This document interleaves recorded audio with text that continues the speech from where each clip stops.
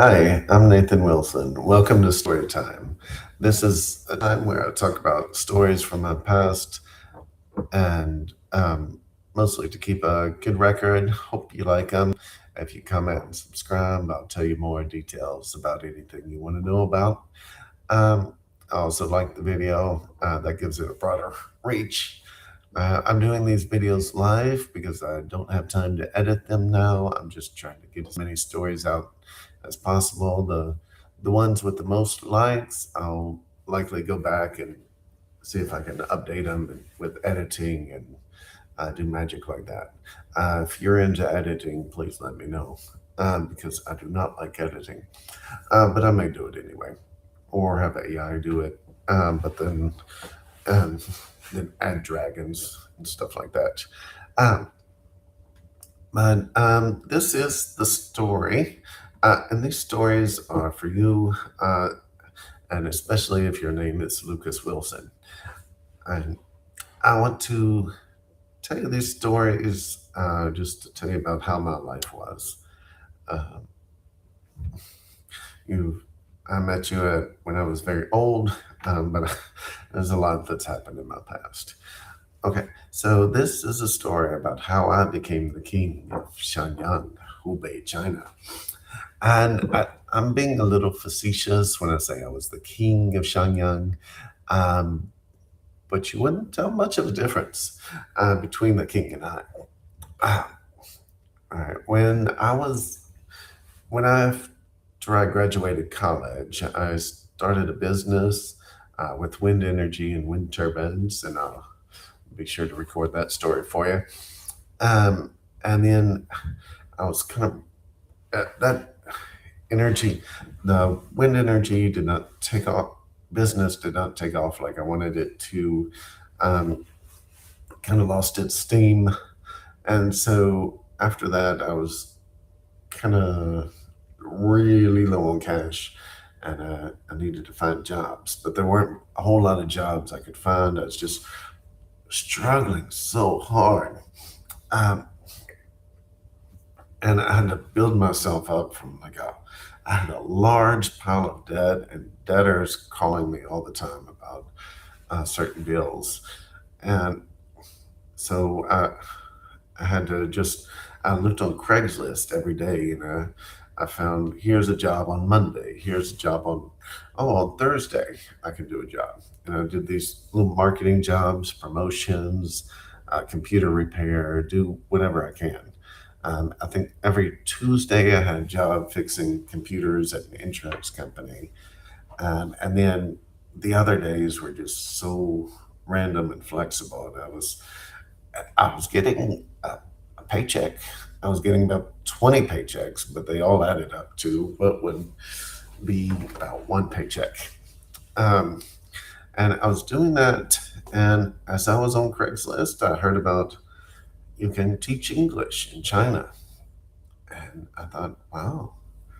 Um, and it said a year contract. A contract for a year when I'm used to be working day jobs for the last several months. And then I have to struggle every time. But this was like a year. And so I said, well, let me find out more about this and applied. I have a college degree. I have a bachelor's and master's degree in business. And I applied for this job and I got it. But it's not like you apply for the job and you get it. It's you apply for um, it's like a service that finds you jobs. And I should pay them money. And when I pay them money, then then they will find me a job. And I was really hesitant in doing that, but I did end up doing that. And they I said, okay, what is the salary? And it's about half of what I was making in America. I said, is this salary going to do it for me? And I talked to him. I said, I want to accept this job. It sounds fun. I'll go anywhere. I love Xiangyang. Um, Hubei, wherever that is, in China. I said, "Oh, Xiangyang is an ancient city." Okay. I went, like, I called the agency, the Chinese Cultural Center, and they said, "Well," I said, "how much is it to eat there?" Like, they said, "Well, you can spend whatever you want, but to eat there is about 75 cents a meal if you eat in the cafeteria, or you can spend 30 to 50 US dollars if you want to eat American food, American pizza, uh, or something like that." I said, "Well, okay, 75 cents a meal is really good. That's what I'm talking about." I said, "Well, what about transportation?" They said, "Well, transportation, you can take the bus for about 16 cents in US dollars, or you can take a taxi for um, about $5 to $10 to get you wherever you wanted to go in the city.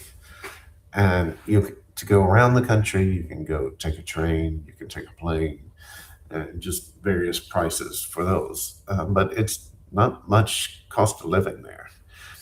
And the university will pay for your apartment and all your electricity, gas. Uh, actually, I think I had to. Actually, I think I paid for my electric, and I may have paid in advance. Like, you pay 100 RMB, which is like 15 US dollars, and that lasts maybe a month or two, or I'm not exactly sure. But anyway, that's beside the point. So I was real hesitant in going there, and I said, "Well, how much do I know about teaching? Can I be a good teacher?" They said, "Oh, we'll train you how to be a good teacher." So I studied up on how to be a good teacher, and the cost of there was a placement cost, and also I needed to pay for my own plane ticket. So that was pretty expensive. But to I got to Beijing, and I was like, "Oh, it's real early in the morning. There's a big fog." And but 9 o'clock, 10 o'clock, my plane left at 11 o'clock. I said, "Why is there a morning fog at 11 in the morning? That's crazy." But then I noticed as we took off the airplane, there was pollution. It wasn't fog, it was smog. It was just a thick, heavy pollution. Just we and the airplane, we finally got out of the pollution, and I was like, "Oh my gosh, this pollution is just everywhere." And then even when we got into Shenyang, it was so polluted. It was a shock going into that. That was As I live there. There's good pollution days and there's bad pollution days, and that was just the day that I picked to come was just a really really bad pollution day. It and there were other really bad pollution days, but there were also good weather days, good pollution days, less pollution days, uh, like after a rain or something like that. Um, Sorry, I bumped the table. And so, anyway, so I got settled in, and then I started going off places by myself. And then I noticed, like, people would say, "Hello, hello, why go around, make over." They were so excited to see me, a white face, in their country. And, like, I remember walking down the road one day, and people would say, "I love you. I love you." I don't, I looked at their face. I don't know who they are. I would just say, "I love you too." Okay. And then but so many people everywhere I went, people would pay for my meals. Like, even though it was 75 cents to eat in the cafeteria, I never paid for my for my meal in the cafeteria. Well, for once, you have to have like a meal card, and I never figured out. And it took me a while to figure out how to get to meal card. And there were many people, you don't need a meal card. I will just pay for your meal. I said, okay. So that's what I did many, many times. So many meals were covered. Um, it was not expensive. It would have not have been expensive for me, and I wanted to cover it because my salary was higher than a lot of other people's there, even though it was low relative to what I'm used to in America, but the expenses were so much lower. So, but so many people just admired and adored me simply because of my skin. And then they got to know me, and then they're, wow, you're so great because I'm cool. I didn't do anything to put them off of loving me. Um, yeah, one time my parents came to visit, and I met them in Beijing, and we went to Xiangyang, and we got off the airplane, and, and there was a taxi driver. He said, "Hello, hello, I love you," uh, to all of us. And just the love and admiration. And so many times I thought, oh, I'm going to get tricked or something, but there was no trick. It was just they wanted to show their hospitality and how much they cared for me because they had never had an experience with a foreigner. They wanted to take a picture or just have a conversation to practice their English. Um, Especially all the pretty girls. Ooh, hello. They were very happy to see me. Uh, so, so I just got that treatment everywhere I went. Like, you don't have to open doors; just doors open for you, in the metaphorical sense. And uh, then I went to Wuhan, and I was talking one night, and they said, "Oh, yeah, you're from Xiangyang?" I said, "Yes, I'm the king of Xiangyang. I am the king of Xiangyang." She said, "Whoa, really? Yeah." I said, "Yeah, everybody loves me there. I know the whole town, city. It's a large city of several million people." Um, and, and it was just a great conversation. And so I told them that I was the king of Xiangyang, and we had such a great time. Like after I left that hostel in Wuhan, then I came back later and I said, "Hey, there's the king of Xiangyang," and that's how I became known as the king of Xiangyang in Wuhan. Um, okay, that's the end of that story, but I'm going to add on a little bit more about the time in Wuhan when my friend came to visit.